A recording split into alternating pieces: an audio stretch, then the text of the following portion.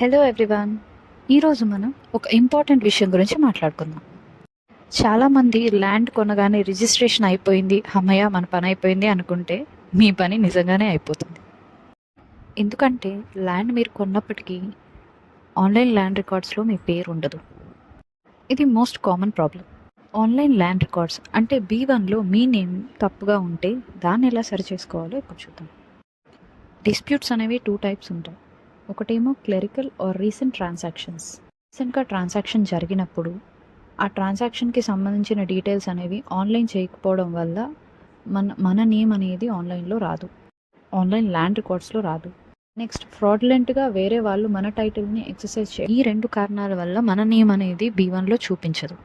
B1లో లేదా online land రికార్డ్స్లో మన name సరి చేసుకోవడానికి మనం చేయాల్సిన ఫస్ట్ పని MRO ఆఫీస్కి వెళ్ళాలి. లైక్ తహసీల్దార్ ఆఫీస్ గారికి వెళ్ళి అక్కడ ఫామ్ 6A అని ఉంటుంది. ఈ మిస్టేక్ రీసెంట్ ట్రాన్సాక్షన్స్ వల్లనో క్లెరికల్ ఎర్రర్ వల్లనో జరిగితే మీరు కొన్న registered deed or sale deed or gift deed ఏదైతే ఉందో ఆ ఎవిడెన్స్ ప్రూఫ్తో మీరు తహసీల్దార్ గారికి అప్లికేషన్ పెడితే వాళ్ళు దీన్ని మ్యూటేట్ చేస్తారు. అంటే మీ నేమ్ని ఆన్లైన్ రికార్డ్స్లో ఎంటర్ చేస్తారు.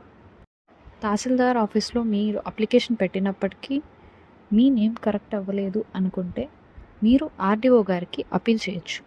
బట్ ఈ అపీల్ అనేది తహసీల్దార్ గారి ఆర్డర్ ఇచ్చిన 60 days లోపు RDO గారికి అపీల్ చేసుకోవాలి. మీ దగ్గర ఉన్న ఎవిడెన్సెస్ అన్నీ కరెక్ట్గా ఉండి మీ నేమ్ తప్పుగా రిజిస్టర్ అయ్యి ఉంటే తహసీల్దార్ ఆర్డర్స్ని క్యాన్సిల్ చేస్తూ మీ నేమ్ని 1B రిజిస్టర్లో ఎంటర్ చేయమని RDO గారు ఆర్డర్స్ పాస్ చేస్తారు. RDOకి అపీల్ చేసుకున్న తర్వాత కూడా మీకు డెసిషన్ అనేది అన్ఫేవరబుల్గా వస్తే మీరు డిస్ట్రిక్ట్ కలెక్టర్ని కానీ జాయింట్ కలెక్టర్ని కానీ అప్రోచ్ అవ్వచ్చు. తహసీల్దార్ ఆఫీస్లో, RDO ఆఫీస్లో, జాయింట్ కలెక్టర్ ఆఫీస్లో మీకు ఎటువంటి న్యాయం జరగలేదు అని అనిపిస్తే మీరు కోర్టుని కూడా అప్రోచ్ అవ్వచ్చు.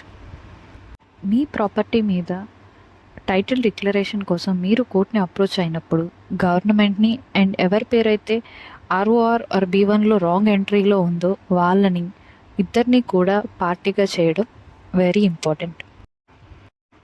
Under section 8(2) court has the ultimate authority. అంటే కోర్టు ఏ డెసిషన్ అయితే ఇస్తుందో ఆ డెసిషన్తోనే ROR ఎంట్రీస్ అనేవి చేంజ్ చేస్తారు. ఇలా B1లో మీ నేమ్ అనేది చేంజ్ చేసుకోవచ్చు.